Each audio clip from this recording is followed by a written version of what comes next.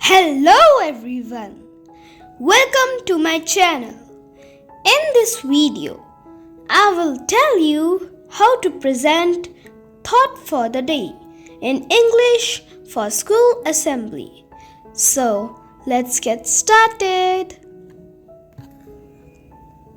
Good morning teachers and my dear friends. Today I am here to present thought for the day.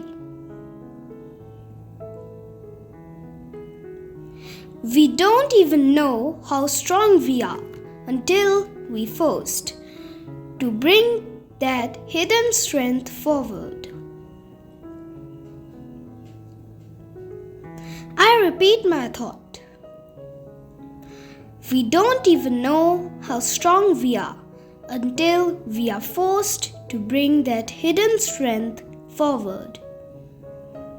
Meaning, we often underestimate our own strength until we are faced with difficult situations that require us to find our inner courage and resilience.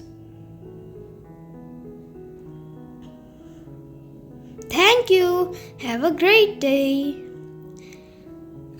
If you like my video, so please subscribe to my channel.